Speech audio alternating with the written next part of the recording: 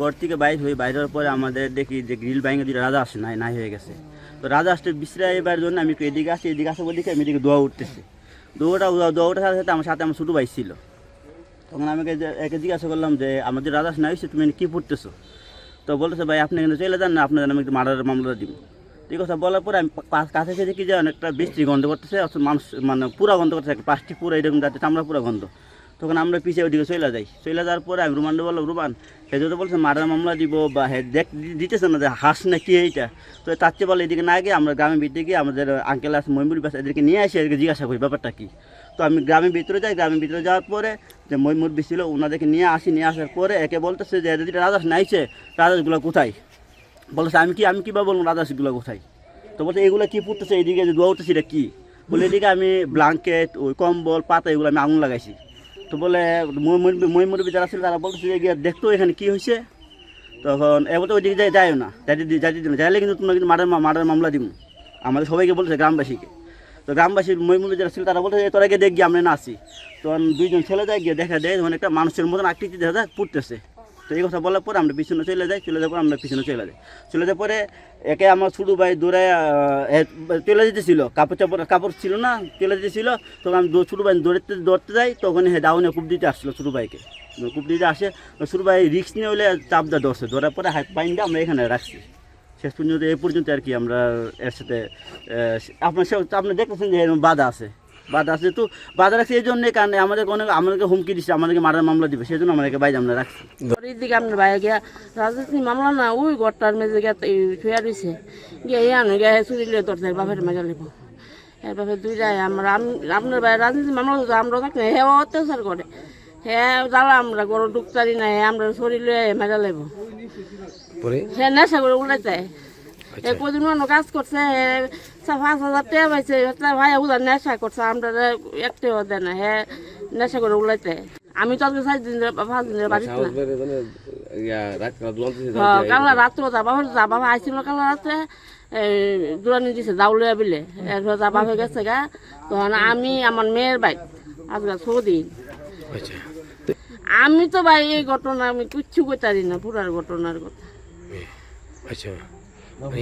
মা মাইলাইতেছে দূরে তখন আমি বাড়িতে এরপর ফুল আমার কলে এই সেদিকে তো দিকে আয়ো না আমি আইব রাতে এই আজান পড়ছে অনেকক্ষণ পরে শুনছি মা মাইলাইতেছে আমারে না না এ তো কইছে না আমার মাইলাইতেছে আচ্ছা মন লাই হয়েছে মহিলার কণ্ঠ।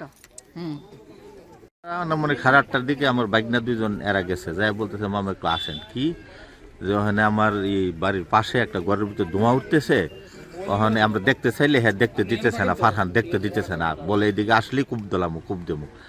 তখন আমি গ্রামের লোক সবাইকে নিয়ে মহসিন সবাই ছেলেফেলেরকে নিয়ে আবদুল্লাহকে নিয়ে আমরা আসি তার বাড়িতে আসার পর সে বলতেছে এদিকে কেউ আসবেন না, এই যদি আসেন তাহলে বলবো যে আমি আপনাদের নামে মামলা দেবো যে আমার ফার্মে আগুন দিয়ে দিছে। আবার তখন আবদুল্লাহকে ডাক দিয়েছে, আবদুল্লাহ ভাই আপনার আসেন এদিকে। পরে আবদুল্লাহ আমি বলে দিয়েছি তুমি যাও কথা বলে দেখো। তখন আবদুল্লাহ এসব কথা বলছে, বলার পরেই এমনি আবদুল্লাহ বলছে পরিস্থিতি তার খারাপ দেখা, তখন আবদুল্লাহ তার আটকে দিছে। তারপরে আরো 2-3 মানে 5-7 জন ছেলে ফেলে ওখানে যায়, সেটা তারে আটকাইয়া দিছে। দেওয়ার পরে তখন আমি থানাতে ফোন করি যে স্যার এখানে একটা ঘরের ভিতরে ধোঁয়া উঠতেছে, কারণ আমরা তো ঘরের কাছে যেতে পারতেছি না, একটু থানাতে যদি একটু প্রশাসনিক লোক পাঠাইলে আমরা এখানে আগুনটা কিসের কি আসুক একটা রহস্য বাইর করতে পারতাম। তখনই তদন্ত অফিসার গাড়ি পাঠায়, তখন পুলিশ আসার পর বাকি তা আমি আর দেখি নাই, এখানে গন্ধ লাগে, আমি আসি না, আমার বমি হয়ে যাবে, এজন্য তারাই সব কিছু উদ্ঘাটন করছে।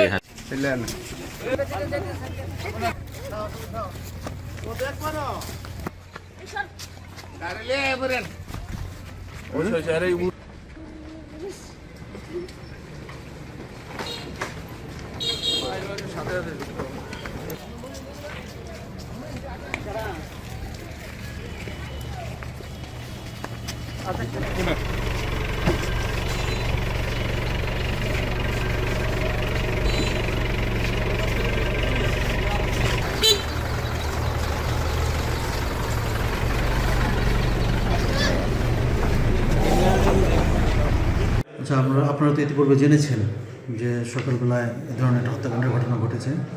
তো আমরা সংবাদ পেয়ে দ্রুত সেখানে যাই। সেখানে যে পুরো লাশ উদ্ধার করি, অঙ্গার হওয়া একটি লাশ উদ্ধার করি, যার মাথা ছিল না, বডি পুরোটাই অঙ্গার অবস্থায় ছিল। পরবর্তীতে ওই বাড়ির মালিক শাহনেওয়াজ তার ছেলেকে আটক করি, ফারহান ভুইয়া রনি তাকে আটক করা হয়। আটক করে তাকে প্রাথমিক জিজ্ঞাসাবাদ করা হয়। জিজ্ঞাসাবাদে সে জানায় যে সে খুন করেছে এবং সে খুন করে তার মাথা ধরটি পার্শ্ববর্তী পুকুরের পাড়ে পুঁতে রেখেছে। তখন তার দেখানো মতে আমরা মাথাটা উদ্ধার করি উপস্থিত জনগণের সম্মুখে। তার দেখানো মতে উদ্ধার করে এবং যে ছুরি দিয়ে সে হত্যাকাণ্ডটি করেছিল সেই ছুরিও আমরা উদ্ধার করি এবং জব্দদার মূল্যে জব্দ করি। তা তাকে প্রাথমিকভাবে জিজ্ঞাসাবাদে সে জানায় যে এই মহিলার নাম হচ্ছে হরলুজা, তার স্বামীর নাম হচ্ছে নুরুল ইসলাম ব্যাপারী। সে বিডিআর ক্যাম্পের পাশেই কলোনিতে থাকে এবং সেখানে তার বাবার একটু জায়গা আছে, সেখানে তারা ব্রাহ্মণভাবে বসবাস করে। তো তার মেয়েদের সাথে কথা হয়েছে, তারা আসলে তাদের স্থায়ী ঠিকানা সহ বিস্তারিত জানা যাবে। নাম পরিচয় পদবি? আমি শাহিনুল ইসলাম, পুলিশ পরিদর্শক তদন্ত, আখাউড়া থানা।